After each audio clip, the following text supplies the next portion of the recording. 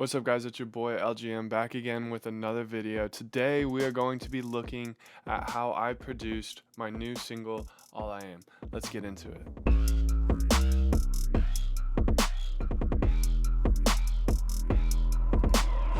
Alright, so now we are in the DAW, and let me go ahead and start from the very beginning with the main element. That is the acoustic guitar that's been finger plucked.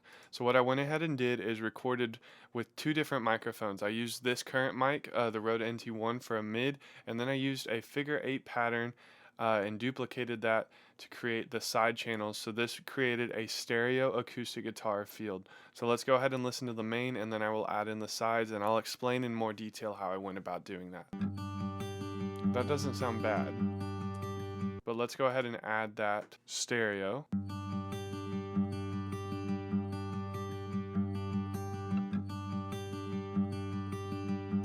If you're listening with headphones or speakers, you probably would be able to hear that difference. If you're on your phone, you might have some trouble with that.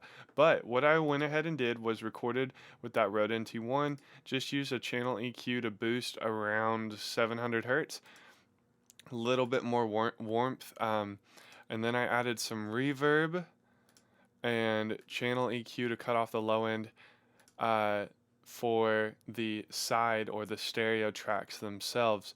The way that worked is I recorded on this track in that figure 8 pattern diagonally. So if you're facing the Rode NT1, the 8 was going this way, the Rode was going this way, and all I had to do from there was duplicate that track, pan one far left 100% and one far right 100%, and on one of these tracks you just flip the phase. As long as the phase is flipped and they are both on completely separate speakers, it'll create this beautiful stereo field that, in my opinion, is super easy to create because you spent 20 minutes setting up your mics and then you're good. I do little to no processing every time I do this, and I've done it with finger picking, plucking, and I've even done it with the guitar strums. In this case, I did it with the guitar strums in this song. So I'll go ahead and show that. That's further on in there in the song, but it was the exact same thing. One down the middle, that figure 8 on the left and right, just panned and phase reversed.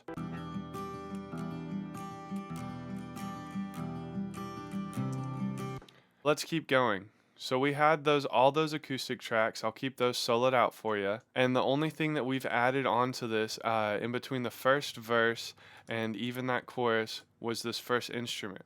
I used the BBC Symphony from Spitfire audio. This one's just the violin too. It's just something in the background.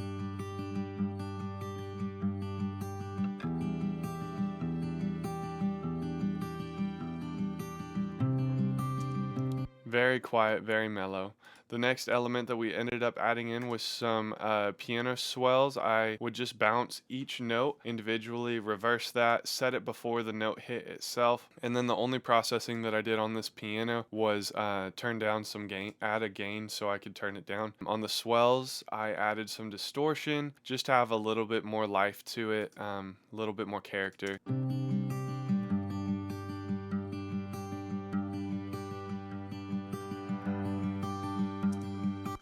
On top of that, we were adding this cool pad. It was a Serum preset. Not exactly sure where I even got it, but that's what I'm using. If you want to do that, you can create that yourself, copy that yourself. The next thing I added was this Aether choir. I'm not quite sure how to pronounce it. It's just the stock Alchemy. And then what I did on that one was, since your first pad, I'll bring that up just to show you. My first pad had a lot of the mid. This pad had more of the high mid to arguably the high end, but it still left a lot of room for those 10K and up hertz. But with these two EQ'd the way that they were, they added a lot of warmth over the low mid to high mid range of the song, especially for that first chorus.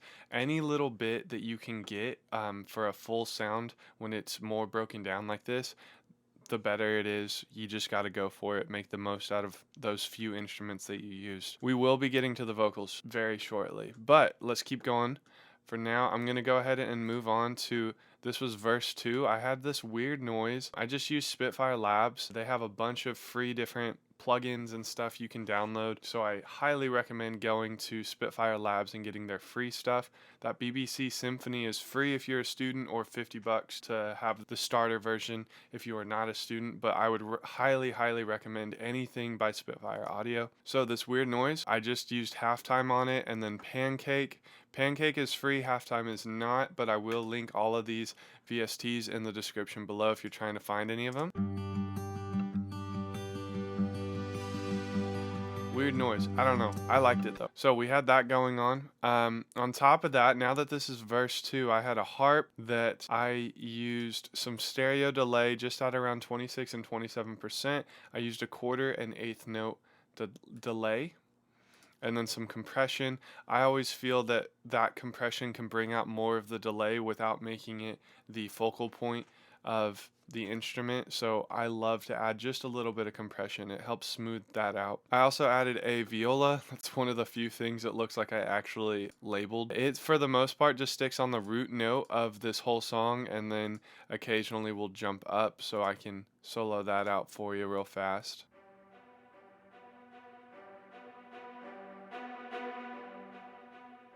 So as you can see, it's fairly quiet. We can add that harp, and then we got this Cherish pad by Anna 2. I put some echo on that, some compressor, fairly fast attack and decay on that, threw some chorus on there, and then one of my all-time favorites, more Pancake.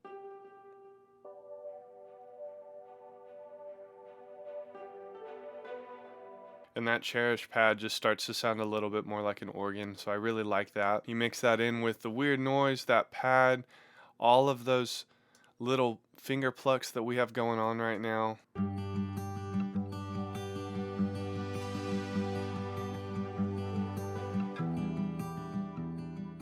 So it's just a beautiful thing. A little further on in the song, we're gonna go ahead and add the cello, and then down here, it's labeled as cello, but really it was the bass.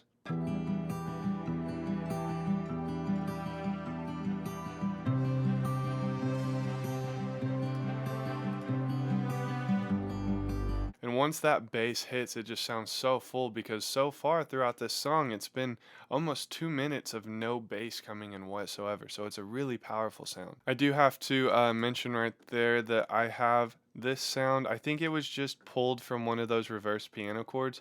I threw on some Murder Melodies, which is a VST from Slate. I've not been using it a ton, but it's newer to me, so I was just gonna try it out. I found a spot for it, so that's why it's there. Use some distortion too. More Pancake. Gotta love pancakes. I'm more of a waffle guy, but who cares? So we'll solo that all back out. And then we added some more piano, but this was done an octave lower just to add a little bit more power and oomph to those main chords once they initially hit. And then right here as well, I'm just soloing back out that violin again.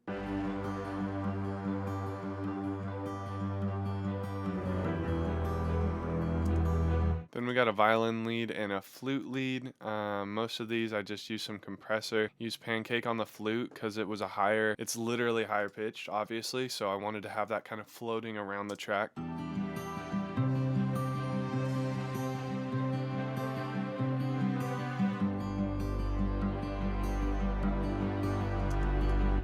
I'm just gonna solo that out for you because it is hard to hear.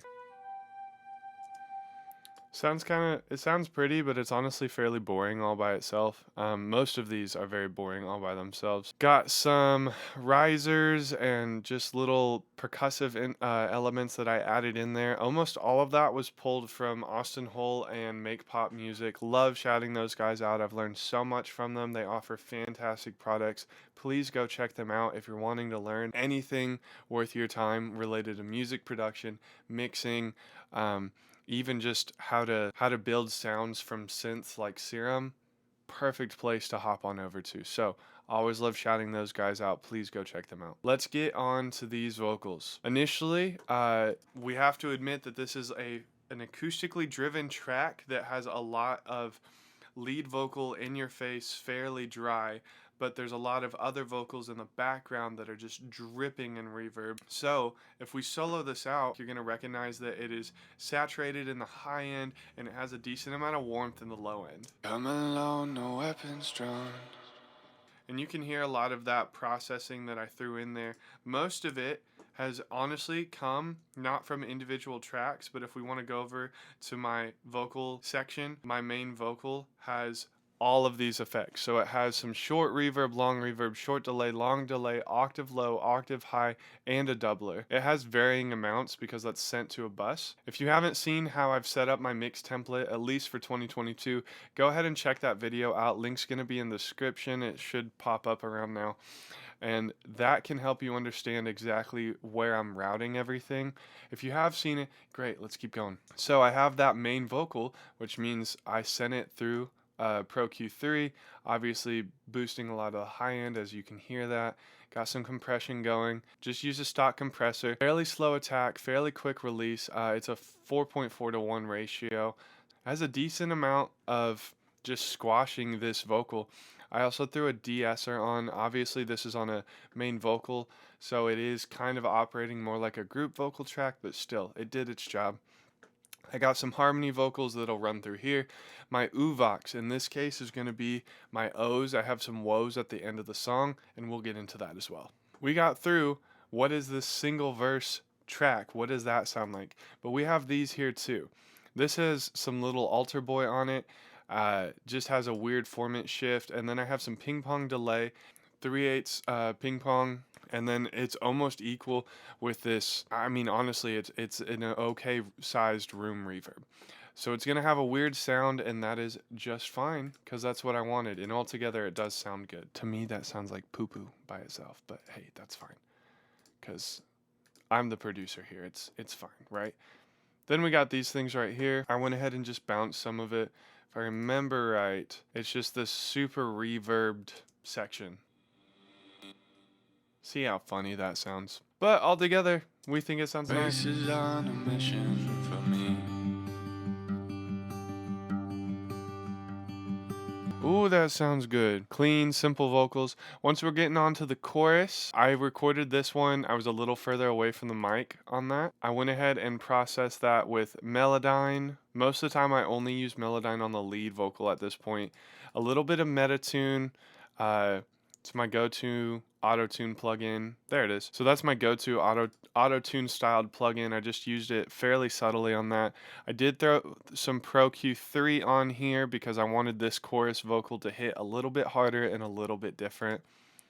Right here, we just have that swell that's just a duplicate and a reverse of that first vowel sound within the chorus. Then I have a close-up chorus as well. Part of your plan, I don't. Obviously, very hard tuned. I just wanna be part. Very different sounds. So you can tell that. Then I have my demo bounced, and I just left that in there, but it is very quiet. Adds a little bit of width because I ended up having a ton of compression on that. Still a fairly slow delay, and honestly a fairly subtle ratio of 2 to 1, but still altogether it just sounds nice.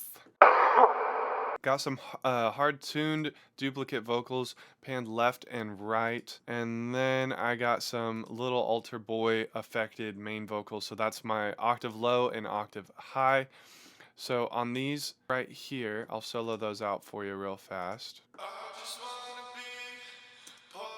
Hard tune with Metatune. I did use one of these like grouping things so I could put that together. They're both processed the exact same. I got some more compression going on these, and then some gain to just quiet them down. Overall, I was kind of starting to clip right here. Boosted the high end like crazy because these are the stereos. I wanted to have a lot of width on that vocal if possible. Some reverb on those, and then some echo on there at an eighth note echo. And then again, just a fairly regular sized room. That's all you need. And we'll listen to that all together real fast. I just wanna be part of your plan. I don't have much to bring, but one last thing, you might have heard it, you might not have. I have the Waves Morphoder.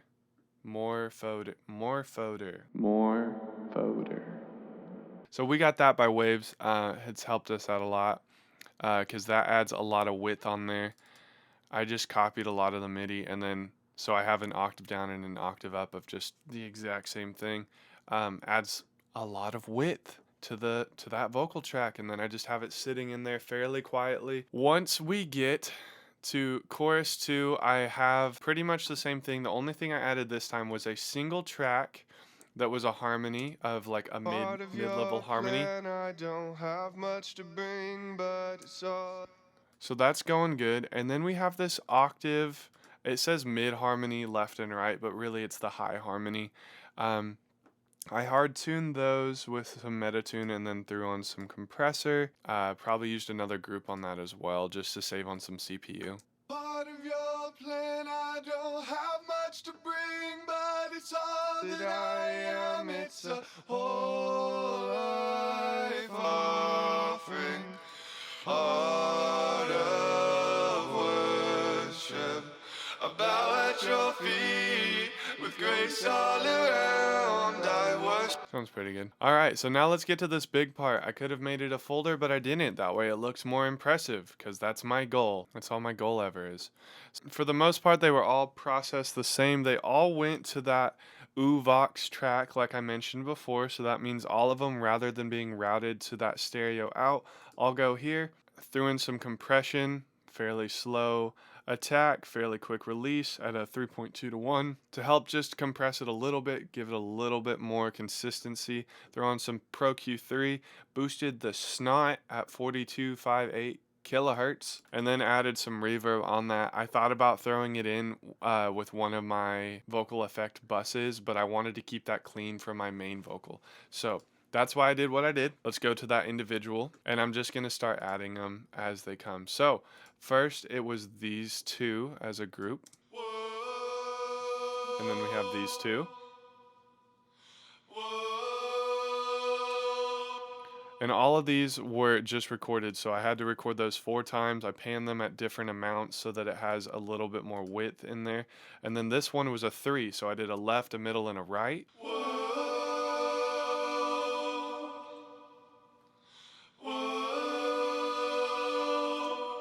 And you can hear a lot of hard tuning on that. Let's add that next set. That is when it starts to sound so good to me, is when that harmony comes in, that second one. Ooh, doggy, you know? Then we got a low, it's an octave low, and then I think this one is just another regular. Yeah, it is, but it was just, I think it was a demo. I recorded a demo and I just kept it on there.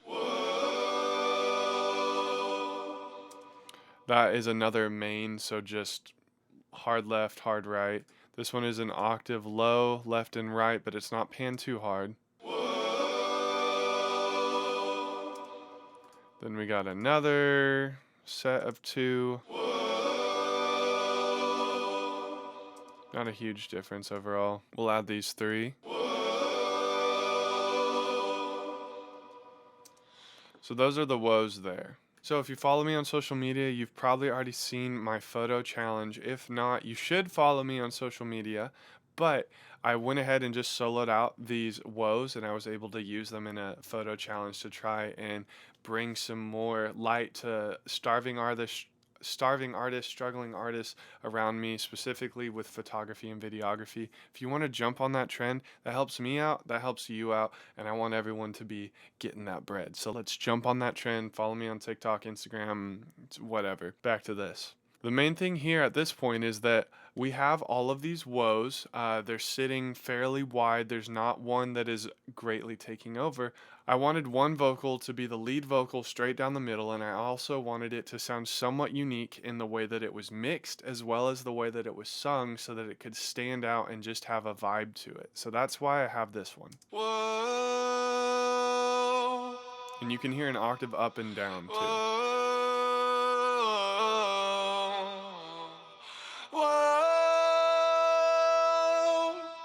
Listen to this one. Whoa. Whoa. I'm gonna go ahead and just play that all together.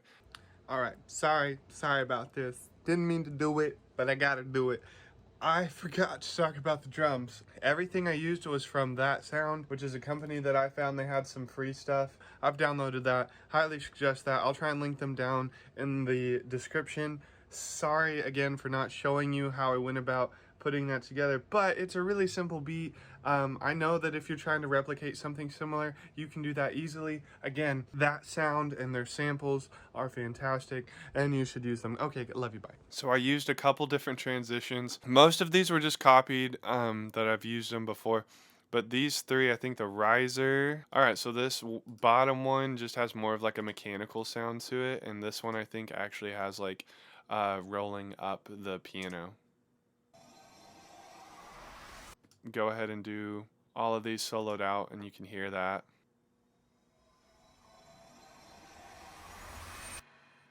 Yeah, so that has a really cool sound. It has a decent amount of reverb so that it's not just cutting off like that. That also allows the song to end more abruptly, but it sounds so like emotionally charged to me, which that was the goal as a songwriter, as a producer. I wanted this not just to be abrasive, but I wanted it to be an abrupt, like, this is the end. So we will listen to that all together.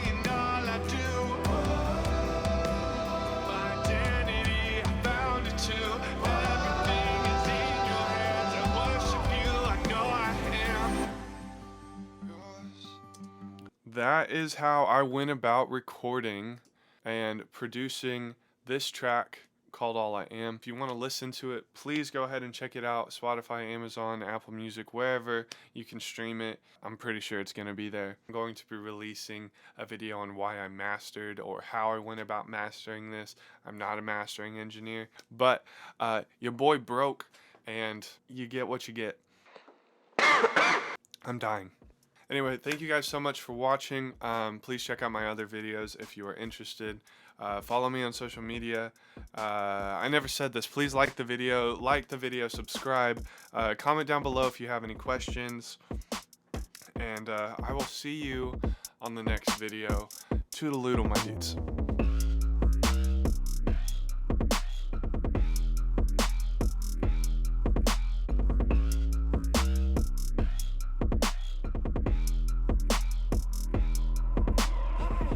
I gotta be honest, sometimes I think about how I have the same Enneagram as Michael Scott, and it really bothers me, because he's kind of a jerk.